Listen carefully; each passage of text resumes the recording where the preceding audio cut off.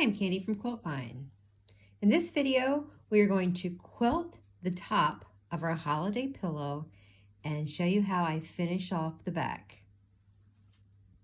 When I did this pillow, this snowflake pillow, what I did was I just used my applique on my fabric and made my pillow cover out of that. When I'm making home deck pillows, I usually prefer to quilt the top of the pillow because it just gives it a much more of a decorator pillow style. And that's what I'm doing with this next one. So what I did was, on this one is I did the stitching around the outside instead of an applique. And then I've layered my fabric onto batting. And then I'm just doing a straight stitch and quilting that. And that's going to give it a much better finish and a much more completed decorator pillow style. To quilt my pillow top, you don't even really need to do any fancy stitching. I just like to do some straight line stitching. You could go around the snowflake, you could echo it, you could stipple, you could get crazy with it, but it's really not necessary. And it doesn't even really need a lot of quilting. It just gives it that finished look with just a little bit of quilting. I don't know, to me it just makes it look, well, it does make it sturdier, but it makes it just more look like a decorative pillow. So I'm just stitching down through here. I did come through and stitch with my lines about, I don't know, 1.25 inches, maybe 1.5 inches apart earlier, and I went through the whole way with that. And then I thought, you know what, I just want them a little bit closer. So now I'm coming back and I'm stitching in between all of my lines. And if you've never done straight line stitching like this, I do have my walking foot on because of the batting with it. But also, to space my lines, what I did when I initially started was I started with one line down the center. And you can mark that line with a piece of painter's tape or with, you know, some kind of a marking tool that easily comes off. And then to get your spacing, you have this, this attachment here for your sewing machine. And so what I did was I had it, and you can either have it to the left or to the right.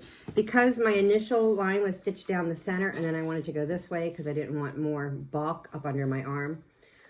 So that's what I did. You can see here, if I have it spaced there and my needle's there, see, that gives me that space that I have right there. But now I'm just coming back through and stitching in between all my previous lines. I just wanted to show you what I did to get that spacing. It's really easy. You've got that little tool, you just stick it on back there, and you can go away. Because this is only two thicknesses, it's just the batting and the top, maybe you don't need your walking foot. You can try it with your regular foot if you don't have a walking foot. I think because it's just 2 layers, you'd probably be fine. If you had 3 layers, then I would say definitely put a walking foot on. But because this is going to go inside my pillow, I don't need to put a back on this. And I'm going to finish this up, and then I'm going to stitch it around the edge, and then I will show you how to do the back of the pillow. Quick and easy way to do pillow back.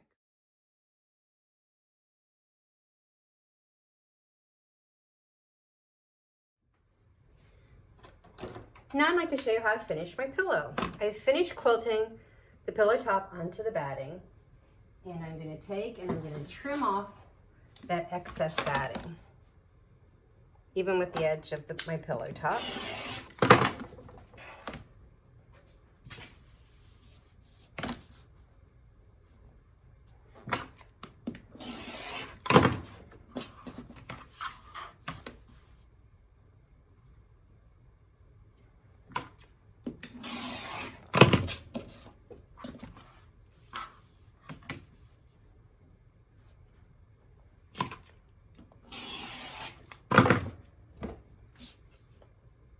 Now, to do my pillow back, what I did was I cut this 17-inch square.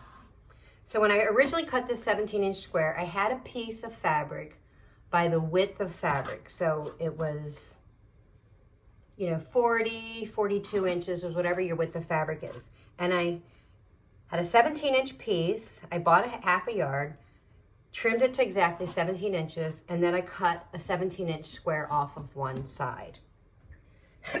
So with the fabric that I had left from that half a yard, I'll be making my pillow back with it. So I cut my selvage off the other side. So I've got a piece that's about, I don't know, whatever 42 minus 17 is. I'm not even gonna figure that out now. So that's how long this piece is. Actually, we can measure it. How long is this piece?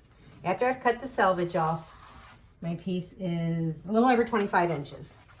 Then I'm gonna take on the short ends, on the 17-inch ends. So it's like 25 inches by 17.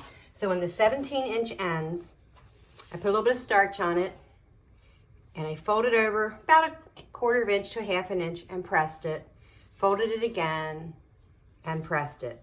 Now I'm gonna top stitch on there to make a hem. And I flip it around the other 17-inch side. I did the exact same thing. Pressed it under 1/4 to a 1/2 inch, pressed it again, 1/4 to a 1/2 inch, and I'm gonna top stitch that. So I'm gonna top stitch that, finish my hem. I finished hemming both ends of this fabric for my back. Now we're gonna cut and sew our back together. But I wanna show you, if I use the whole with the fabric that's left over, like I did on this one, I ended up with a 7-inch overlap. You can see it overlaps to here. So I have like a 7-inch overlap.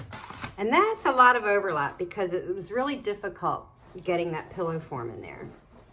So I recommend that you probably don't want any more than a 4-inch overlap. You want like a 3 to a 4-inch overlap. So to figure that out, I've got my 17-inch that I need for the width. So for my overlap, half of 17 is 8.5. And if I want a 4-inch overlap, I would add 2 inches because I'm going to have 2 inches on the one side and 2 inches on the other side. So 8.5 and 2 is 10.5. So I want to cut this to about 10 to 10.5. 10 would give me like a 3.5-inch overlap. 10.5 would give me a 4-inch overlap.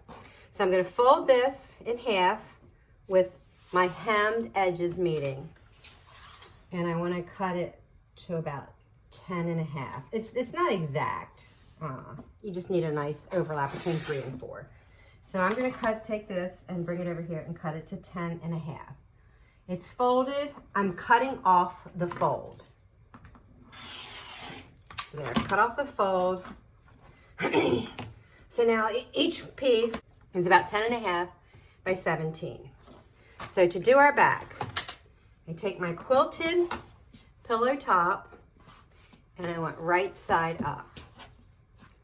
Then I'm going to take these pieces that I've cut for the back and I want to lay it right side down. Oh, look at that. I don't have it the same width. Before I do anything, I want to cut these the same width. I thought I had them cut the same width already, but I don't. That's okay if I mess up on video because that's what happens in real life, and I'll just show you what I do. So I'm going to lay these together. I'm going to lay my pillow top on top. I'm going to line up my edge over here on my left, and then I'll trim off this excess over here on the right. That way we don't have to measure, because, you know, sometimes you measure wrong. Apparently that's what I did here. Just lay it on there and cut it to the right size. All right, back to what we were doing. Okay, I'm gonna lay my pillow top down, right side up. Then I take one of these back pieces. I've got my hem, so the wrong side is up, right side is down. And I'm gonna line it up on the 3 edge sides. Okay, and that's lined up. Now I take the other piece, again, right side down. So I've got my hem is turned to the top. And again, I'm gonna line it up on the 3 sides. And you can see I've got, so what is my overlap here? My overlap is going to end up being, oh, just a hair over 4, which is fine. Better than 7 like on that other one. So now I'm gonna take and pin through all of my layers. I have it pinned the whole way around. Now I'm ready to stitch the whole way around. What I would recommend doing, because with all 3 layers and to make sure you catch everything, I recommend using like a 1/2 inch seam for around the edge of the pillow. And you can do that because we've cut this at 17 and we're using a 16-inch pillow form. So we have that. If we do the 1/2 inch all the way around, that'll take us down to 16. So we have that extra there. So that will remind you, whatever size pillow form you're using, cut your, your top and everything an inch bigger. So let me see, find my 1/2 inch here. So I'm just going to go ahead and stitch the whole way around that. We're going to just all the way around the entire thing.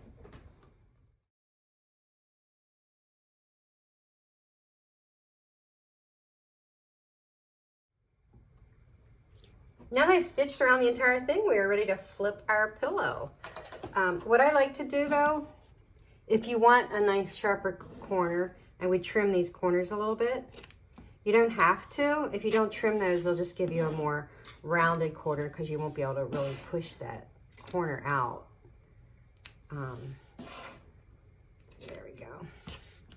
So now we're ready to flip.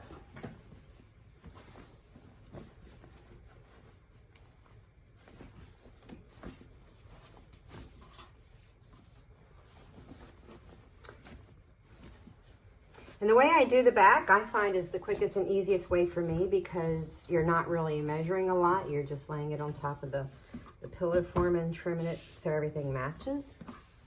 And there you go. I might want to take a tool, blunt end scissors or a turning tool and push those corners out. But there's my pillow form, or my pillowcase, and it is ready to be put on. And I've got a nice decoration for the holiday season.